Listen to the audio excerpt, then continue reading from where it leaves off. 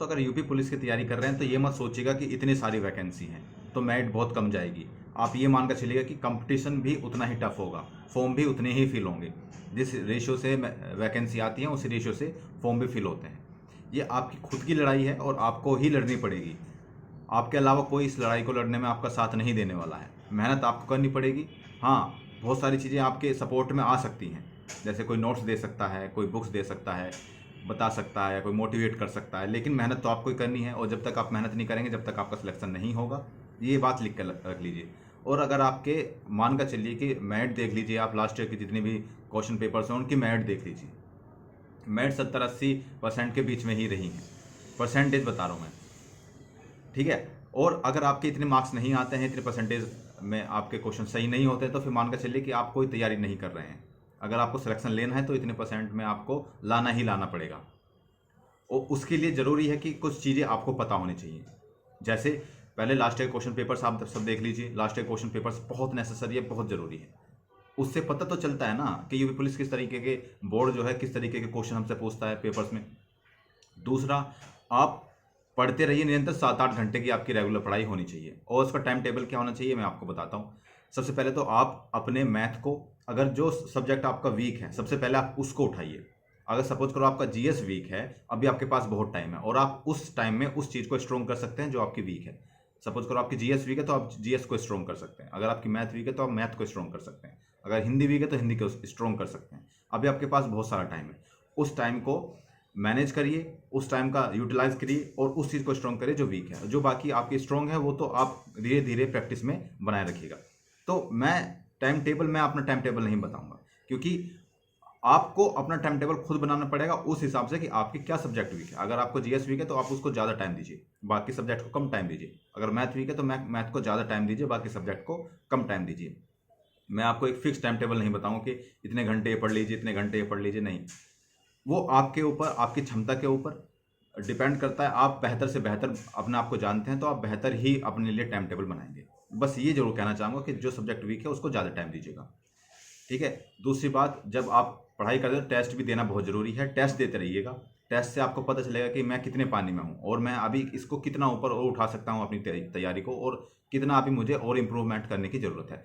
Test में हर बार ये मत सोचिएगा कि हमने टेस्ट दिया और हमारे नंबर कम आए तो हम डिमोटिवेट हो जाते हैं कि यार अब तो टेस्ट में नंबर कम आ रहे हैं, कैसे होगा कैसे होगा, घबरा जाते हैं, होपलेस हो जाते हैं। नहीं, शुरू में सबके नंबर कम आते हैं, धीरे धीरे वो नंबर बढ़ते हैं। जब आपकी तैयारी एक मैच्योर लेवल पर पहुंच जाती है तब आपके नंबर धीरे धीरे बढ़ने शुरू हो जाते हैं। तो अगर आपको इतने मार्क्स चाहिए कि आप मेरिट में बन जाएं तो टेस्ट को रेगुलर दीजिए। अभी कुछ लोग वीडियो का एग्जाम देकर आए थे तो उन्होंने ये बिल्कुल श्योर बताया कि सर अगर जिसने टेस्ट रेगुलर देता रहता था, टेस्ट देता रहता था, वो मानकर चलिए कि औरों से बहुत बेहतर परफॉर्मेंस देता है मतलब पेपर में। तो उस चीज़ को मानकर चलिए कि सभी लोग अगर पहले बता रहे हैं कि टेस्ट बहुत इंपॉर्टेंट है आप लोगों के लिए, तो वो इंपॉर्टेंट होता ही है। वो बेवकूफ़ नहीं है जो अपने एक्सपीरियंस के आधार पर आप सब लोगों को बता रहे हैं। जब मैंने कांस्टेबल का एग्ज़ाम पास किया था, मैंने कांस्टेबल का एग्ज़ाम पास किया, फिर लेकिन मेरे उस टाइम पर रनिंग नहीं हो पाई थी तो मैं कांस्टेबल में रह गया था। लेकिन फिर मेरा एसआई में हुआ था, तो एसआई में आज मैं एसआई की पोस्ट पर हूँ। तो ये चीज़ मैं अपने एक्सपीरियंस से, मैंने बहुत एग्ज़ाम दिए हैं कुछ सालों में, तो मुझे उस चीज़ का जितना भी एक्सपीरियंस है सब आप सब लोगों के साथ शेयर करता हूँ। टेस्ट बहुत इंपॉर्टेंट है, लास्ट ईयर के क्वेश्चन पेपर्स बहुत इंपॉर्टेंट हैं। आपके जो रेगुलर पढ़ाई है, कंटिन्यूटी, वो बहुत इंपॉर्टेंट है। ऐसा नहीं कि आपने आज पढ़ा कल फिर छोड़ दिया। अगर आपको एक जॉब चाहिए, देखो सिंपल सी बात है, अगर आपको केवल मज़े के लिए पढ़ना है कि हम बस टाइम वेस्ट कर रहे हैं, घर वालों का पैसा वेस्ट कर रहे हैं, अपना टाइम वेस्ट कर रहे हैं, तो फिर आप किताब लेकर बैठे रहिए, कुछ सोचते रहिए, दिमाग में कुछ हो चल रहा है, बुक में कुछ हो लिख रहा है, नहीं हो पाएगा। अगर आपको चाहिए तो एक लगन, एक वो चीज़ आनी ज़रूरी है आपके माइंड में कि मुझे सिलेक्शन लेना ही लेना है। अब जब कभी भी मोटिवेट हों तो अपने पेरेंट्स का चेहरा अपने सामने ले आइए कि वो कितनी आशा से हमारी तरफ देख रहे हैं कि हमारा बेटा सिलेक्शन लेगा और एक दिन पुलिस में भर्ती होगा, हमारा नाम रोशन करेगा, हम भी उन किसी को बता सकते हैं कि हमारा बेटा फला जगह पोस्टेड है। तो वो सब सारी चीज़ें होती हैं। और आपने ताने नहीं सुने क्या पड़ोसियों के? अगर आपने ताने नहीं सुने हैं तो आप फिर अच्छी तैयारी नहीं कर रहे हैं। जब तक पड़ोसियों के ताने ना सुनने को मिल जाएं, रिश्तेदारों के ताने ना सुनने को मिल जाएं, तब तक मोटिवेशन नहीं आता है, ठीक है। तो अगर आपने ताने नहीं सुने हैं ना पड़ोसियों के, तो कुछ दिनों में मिलने वाले हैं। तो इसलिए उनके ताने सुनने से पहले अपनी पढ़ाई को इतना स्ट्रॉन्ग कर लो कि आपके सामने एग्ज़ाम आए, एग्ज़ाम आप फोड़ दो। ठीक है, अगर अपने पेरेंट्स को गर्व फील कराना चाहते हो, प्राउड फील कराना चाहते हो अपने ऊपर, देखिए जब आपकी जॉब लग जाएगी तो उसके बाद कंडीशन अलग होगी। आपकी जो कंडीशन होगी ना वो ऐसी होगी जैसे जैसे चमकता हीरा होता है। अभी आपकी जो कंडीशन है और उसके बाद की जो कंडीशन है बिल्कुल चेंज हो जाती है सभी की नज़रों में। सभी की नज़रों में आपकी जो वैल्यू बहुत ऊपर चली जाती है और आप एक वैल्यूबल इंसान हो जाते हैं अगर आपके पास एक बेहतर जॉब है।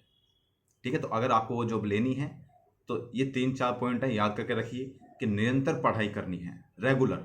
ऐसा नहीं कि आज मैंने छोड़ दिया, आज उसकी बर्थडे पार्टी, चलो आज बर्थडे पार्टी कर लेते हैं, कल दुगना पढ़ लेंगे, नहीं। रेगुलर पढ़ना है, कम से कम 7-8 घंटे एक दिन में तो ज़रूर ही पढ़ना है। ठीक है, उसके बाद टेस्ट सीरीज जरूर लगानी है, लास्ट ईयर के क्वेश्चन पेपर्स वो जरूर देखने हैं, वो जरूर लास्ट ईयर के क्वेश्चन पेपर्स भी एक प्रैक्टिस सेट की तरह आप लगा सकते हैं, वो प्रैक्टिस सेट लगाने हैं और एनालिसिस करना है कि किस टॉपिक से ज़्यादा क्वेश्चन हमारे एग्जाम में पूछे जा रहे हैं, उस टॉपिक को ज़्यादा ध्यान देना है। एक टाइम टेबल बनाना है अपना, उस टाइम टेबल को स्ट्रिक्टली फॉलो करना है। ठीक है, और उस टाइम टेबल में उस चीज़ को ज़्यादा टाइम देना है जो आपकी कमज़ोर है, जैसे हिस्ट्री कमज़ोर है या पॉलिटी कमज़ोर है, जीएस पूरी कमज़ोर है, तो उस चीज़ को ज़्यादा टाइम देना है, आप तभी एग्ज़ाम पास कर पाएंगे। और यही होता है, एक लगन, एक एक जुनून अपने अंदर पाल कर रखिए कि हाँ मैं इस बार सिलेक्शन लेना है तो लेना है। इतनी बड़ी वैकेंसी आई है, गोल्डन अपॉर्चुनिटी है, अगर चांस मिस हो गया तो फिर दोबारा नहीं आएगा, ध्यान रखिएगा ये बात। और हर कोई कर सकता, तो आप क्यों नहीं कर सकते यार? आप क्यों नहीं? ये कोई बहुत बड़ी चीज़ नहीं है कि हमसे नहीं होगा, होगा। इतनी बड़ी वैकेंसी है, उसमें केवल एक वैकेंसी, आपने नाम करिए, मेहनत करिए, पढ़िए, आपका सिलेक्शन 100% होगा। अपने पेरेंट्स की तरफ देखिए जरा, वो क्या सोच सोच के आपको पढ़ाए हैं, किस गरीबी से निकल कर या किस स्थिति से निकल कर आपको पढ़ाए हैं, क्या आप जानते हैं? अरे बहुत मेहनत करके आप सब लोगों को यहाँ तक पहुँचाया उन्होंने। अब आगे आपकी जिम्मेदारी है खुद उठना, खुद जॉब लेना।